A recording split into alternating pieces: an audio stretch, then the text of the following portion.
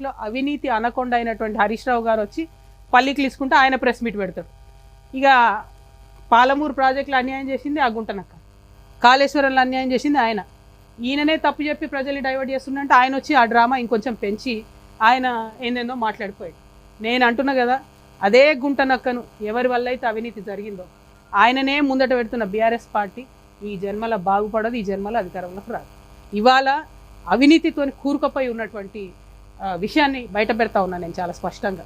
వీరొక్కరే కాదు, నిన్న మొన్న కూడా చూస్తూ ఉన్నాం, చాలా విషయాలు బయటకు వచ్చినాయి.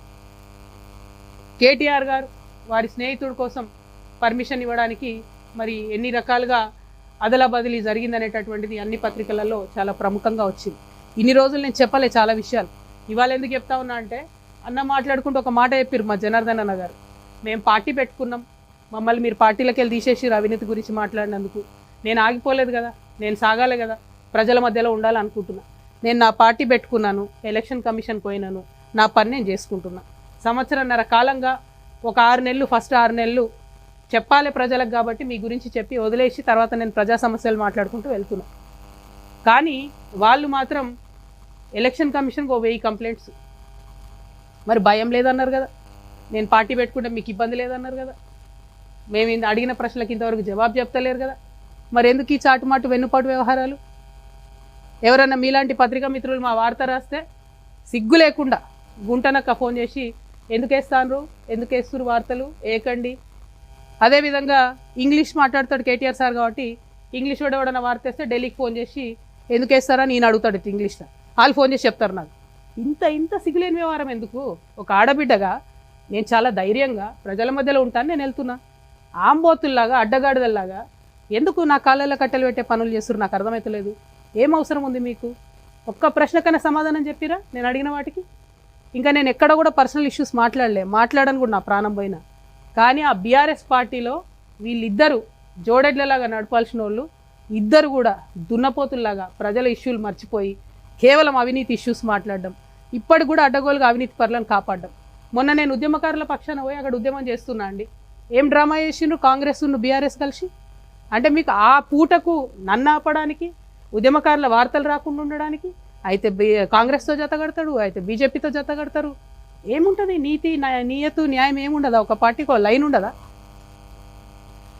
ఏంటది డైరెక్షన్లెస్గా పోయి అక్కడ డ్రామా. ఆయన గుంటనక్క కింద పడ్డాడట, ఈయన పోయి ఆయనను పరామర్శించిండట. ఆ ఏడ కింద పడ్డాడో ఏమైందో అసలు ఎంత విచిత్రం అంటే ఆ రోజంతా మీరు చూస్తే ప్రతి ఒక్కరికి ఫోన్లు చేసి మీరు ఉద్యమకారుల వార్తలు వేయొద్దు. ఎందుకు వేయొద్దు? వచ్చేదా తెలంగాణ ఉద్యమకారులు లేకపోతే? మీరు మాట్లాడతలేరు. నేను ఒత్తిడి తెస్తున్నా కాంగ్రెస్ ప్రభుత్వం మీద, ఉద్యమకారులకు ఇచ్చిన మాట చేయాలని. మీకేం ప్రాబ్లము? మీరెందుకు అడ్డుపడతాను? ఎస్, ఇవాళ అడుగుతా ఉన్నా నేను.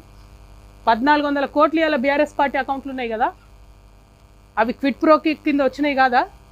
అవినీతి సొమ్ము కాదా? ఆంధ్ర కాంట్రాక్టర్లు ఇచ్చినాయి కాదా?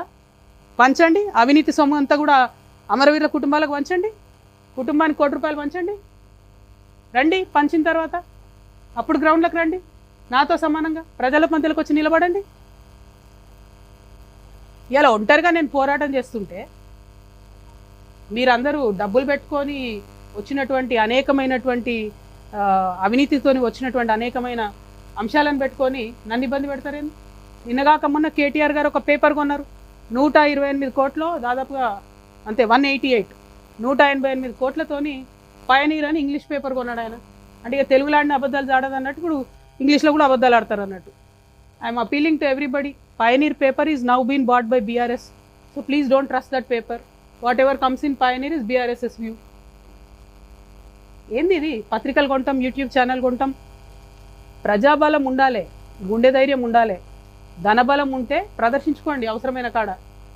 మొన్న ఇక్కడికి వస్తే కూడా ఫ్లైట్లో వచ్చిపోయారేమో కదా, హెలికాప్టర్లలో. వచ్చిపోండి, మేము సామాన్యులం, మేము కార్లలో పోతున్నాం. పాయింట్ అది కాదు. పాయింట్ ఏంటంటే ప్రజల మీద, ప్రజా సమస్యల మీద పోటీ పెట్టుకోండి మాతో. మా కాళ్ళల్లో కట్టెలు పెడితే ఏమొస్తుంది? వెనకంగా పోయి ఎప్పటికన్నా మాతోనే వచ్చి చేరుతుంది. చెప్తా ఉన్నాయాల నా కంఠంలో ప్రాణం ఉన్నంత వరకు, నా కంఠంలో ప్రాణం ఉన్నంత వరకు మళ్ళా బీఆర్ఎస్ పార్టీతో చేరేదే లేదు, జత కట్టేదే లేదు. ఎందుకు చెప్తున్నా అంటే బాధతో చెప్తున్నానే. మళ్ళీ చెప్తున్నా, పర్సనల్గా నేను ఎంత హ్యూమిలియేషన్ గురైనా ఒక్క విషయం కూడా నేను బయట చెప్పను. రాజకీయంగా డెఫినెట్గా చెప్పిన, ఇంకా చాలా చెప్తా. ఇలా పొద్దున్నే ఫీనిక్స్ ట్వీట్ చేసిన నేను 80,000 కోట్ల తెలంగాణ ప్రజల ఆస్తి అది. ఎవడబ్బా సొమ్ము ఇచ్చింది ఎవరు? హరీష్ రావు గారు, కేటీఆర్ గారు కాదా ఫీనిక్స్ అనే సంస్థను పెంచి పోషించింది, కాపాడింది? ఎక్కడోడు వాడు?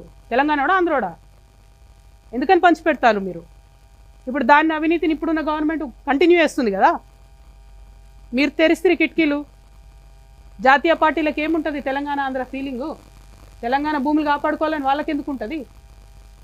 వాళ్ళు వచ్చి డోర్లు తెరిచిరు ఇవాళ అవినీతికి.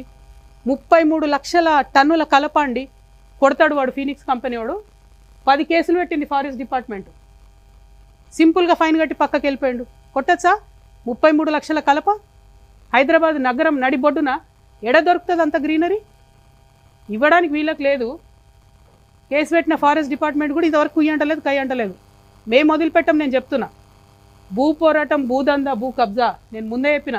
2014 నుంచి తెలంగాణ వచ్చినప్పటి నుంచి నేను అధికారంలోకి వచ్చేదాకా అన్ని రివ్యూ చేస్తాం.